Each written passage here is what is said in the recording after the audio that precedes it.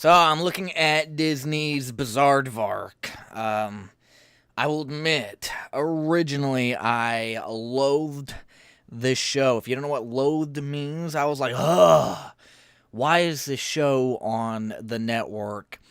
And I have this thing with TV shows and Disney in particular. I don't watch much TV. If I watch any TV, it's either background noise or it's Disney Channel. Um, The Walking Dead is like the only non-Disney show that I watch because the rest of television is just the same thing, different, like small differences.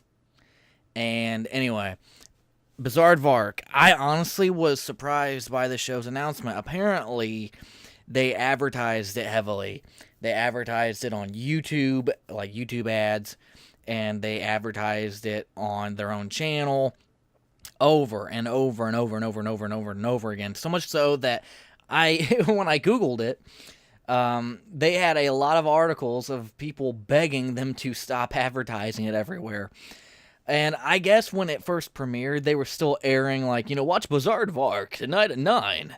And I saw those. I'm like, oh my god, this show looks so terrible. And, iCarly ripoff. And they have ripped off iCarly multiple times, as you've heard in other YouTube videos. I'm late to the game, but that's what I thought too. Like the boxing match, that was like I Fight Shelby Woo, which I've never watched entirely. I didn't like iCarly either. So I was like even more double eye roll, triple eye roll. I know a lot of people are gonna stop watching right now, but I didn't like iCarly. I'm not blinded by nostalgia. But I've got to say, between the two, I did a complete 360 turnaround on Bizaardvark. I like Bizaardvark way more than I ever liked iCarly, and I never liked iCarly. And it's so strange because the one thing, besides ripping off of iCarly, that this show really has against it is the two main characters are so unlikable. I am not blaming Olivia Rodrigo or Madison Who. I am blaming the writers for this. There was an episode that aired last night, or was it Friday? Somewhere around. It was either last night or Friday, which is 2 days ago, where Jenna Ortega from Stuck in the Middle came as a special guest on Bizaardvark, and it was, I believe, Olivia Rodrigo's original best friend before she met Madison Who, which is Frankie. I can't remember their names, honestly. And they got in a fight towards the end of the episode because they were getting jealous. They were both hanging out with her old friend. And they got in a fight, and the fight was kind of funny. And then one of them stormed off. And it was the best example of acting on this show that I have ever seen between them two. And almost, maybe even the show as a whole, it was the best acting and the best written scene. And but beside that, the two main characters are so unlikable. I am more interested in what is going on with Dirk and Bernie and Amelia than I am with Paige and Frankie. I would rather, like, if it was just the Amelia, Dirk, and Bernie show, with, the other side characters popping up every once in a while, it would be so much better. Because they cannot write the two main characters for crap. And that's saying a lot. That's coming from a guy who barely knows who Jake Paul is, other than him being on Entertainment Tonight when he was jumping on the news van or whatever and having the wild parties. And I really like Dirk, and I know he's not on the show anymore because they had that falling out because of the wild parties and stuff. They released Jake Paul from his contract. I believe it's Ethan. I don't think it's Ethan Hawke, but I think it's Ethan. I don't remember his last name. Who plays Bernie? He's great too. He's funny. That guy is so funny. Oh my god, he's so funny. He's always showing up late. He's always like the butt of everyone's joke. He's always having some kind of issue. Amelia is hilarious. Usually, I absolutely hate Southern accents. They pee me off so badly, but she does it so well. so hilarious. I have feelings. Like, she actually doesn't have any feelings, and then when she shows like emotion, she's like, "Oh my gosh, I have feelings." And I believe, like, I caught her on a live stream, and she was telling us a story about her and Bernie, Ethan, and apparently there's some trouble going on behind the sets, either like the last half of season 1 or the first half of season 2, or the second half of season 2. I don't know how far they are in filming season 2, where he was like, them two, I don't know the entire situation, I don't know his side of the story, but them two were going at it, like fighting. And it got so bad that she told the writers, "Do not make me kiss him." And I thought that was interesting that she was spilling the beans on an Instagram live stream. And she's like, yeah. And then I guess apparently after their bickering ended over months, he finally said, "You know what? I apologize. I was an early teen back then. I was young. Can we just move past this?" And then she said like something like, it would never be the same, but she's glad that it got better. And but the chemistry, you can tell, like during season 2, certain scenes, that the way that she looks at him and he looks at her and they act around each other, you can just tell that there was something there, some kind of argument. So her story does have validity to it.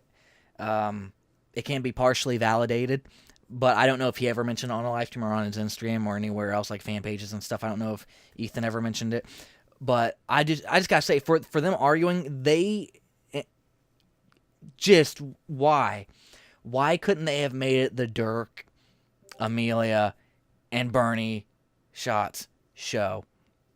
I am so interested in what's happening with them, because those three are so funny. Sad to say, we will never get another Jake Paul moment again unless they bring him back for the finale, whenever that happens. Because his character is so stupid but so funny. And a lot of people want to say, "Oh, Jake Paul is dumb." He may act dumb, but like, he's able to remember lines, outrageous dialogue from the show. I've actually tested myself. I found, like, little scripts and quotes of scenes online, and I tried to, gave myself a day or two to remember it like they usually do, with the pre-read, the table read and stuff. And I'm like, all right, I can do this. And I can't remember lines for crap. I was so... he may be, like, outlandish and stuff, but he is not dumb when it comes to remembering his lines. I know every actor and actress goes through this thing where they will have bloopers. They'll forget their line, they'll flub a line or whatever.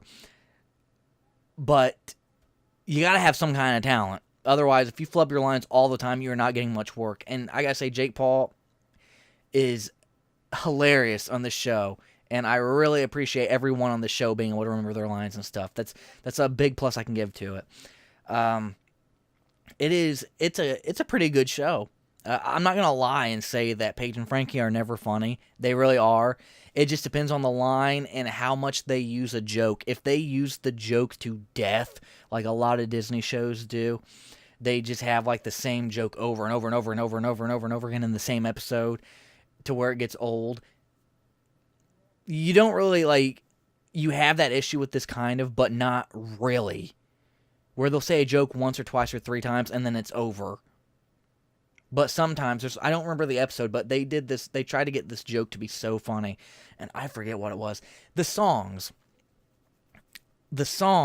are not really, in my opinion, that funny. And a lot of the time, the TV version that plays on the Disney ads or whatever that has like a line deleted from it, I'm thinking of like the one that, was it Frankie said that she had like candy canes for feet or legs or something like that, and carrots for arms or baked potatoes for arms or something like that. And I don't remember the lyrics, so I don't even remember the name of the song. But the TV version of that had like most of the song cut out, and it was perfect. And then they aired the episode, and it was like another minute added to it, and it was terrible. They do this thing where it's in the reverse. The TV like advertisement is better than the actual song in the episode, the full song. They should probably keep the TV advertisement of the song, in my opinion.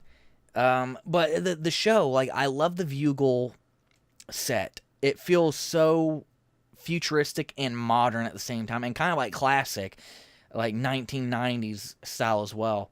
So the Bugle set is really attractive to me. it's a place that I would hang out at.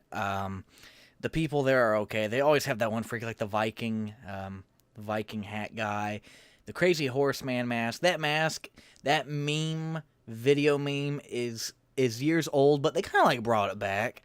So it's kind of cool. I mean, it doesn't detract from the show really, but it makes me think, oh, 4 years ago, which is okay because trends have to come back somehow.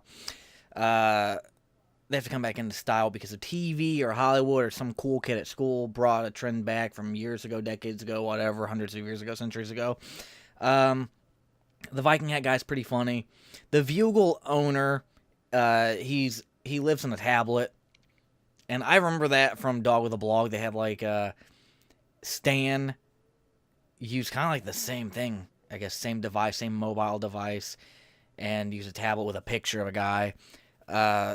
So that's kind of cool too. It's Disney Channel reuses stuff. Can't tell you how many times they've reused the Einstein hair or the Ben Franklin hair and costumes and stuff to save on money, I suppose. And because the Einstein hair popped up and Ben Franklin popped up in Good Luck Charlie, and then it popped up in Jessie, and I believe it popped up in the background of Bizaardvark as well. Both of them did. I don't remember the exact episode, but there's like a big party, and if you look close, you could see them.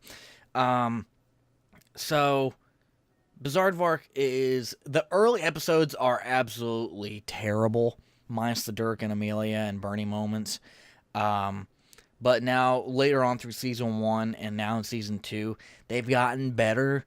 It's not the best Disney show, but I do like it. I prefer Bizaardvark to Bunked any day. Oh my god, did they screw up with the Jessie spinoff. It should have been... Well, that'll be for another video. But I do like Bizaardvark now. I prefer Bizaardvark to Stuck in the Middle. Because Stuck in the Middle just has... they add a brown tint to every scene. A brown or an orange tint to every scene. And it just all looks so bland and hard on the eyes. And it's shot weird. The cinematography in Stuck in the Middle is shot weird. At least Bizaardvark is shot like a Disney comedy.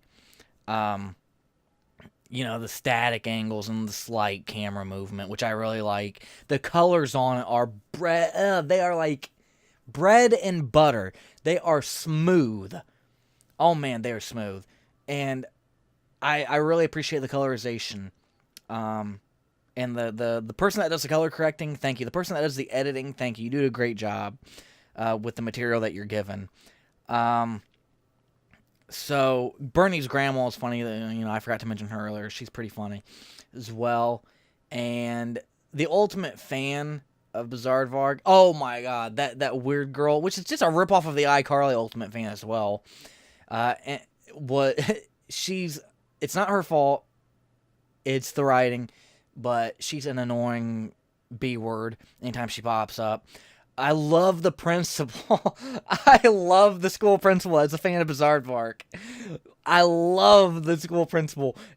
Acting, the voice, the body language, and the writing are spot on. She's like, baller! That is all day, every day. And at first I was like, oh my god, she is so stupid. I hate her character. And then I rewatched some of the episodes with her in it. And I started laughing so hard at her because I realized how funny her character is and how well she's portrayed on screen and how well the editing goes together and everything and the scene direction. She's like all day, every day. And she always like tries to give him excuses. And she's like, I was promised the totes excuse.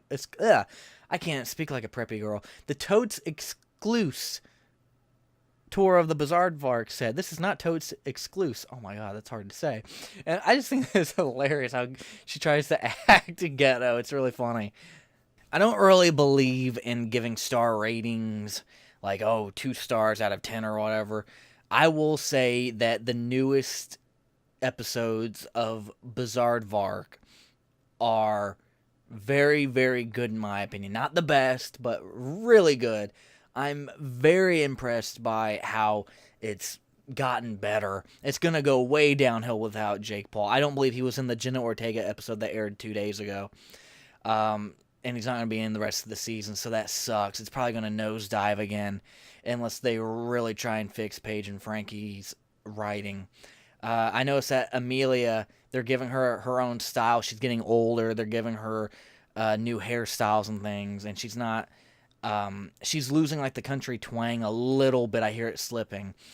And they're giving Bernie's grandma a bigger role because she was in that last episode a whole bunch. And I thought, it's just, I want it to succeed. I want it to become better. And be on the lookout for my Andy Mack review coming soon. Thank you for watching. Hit that subscribe button.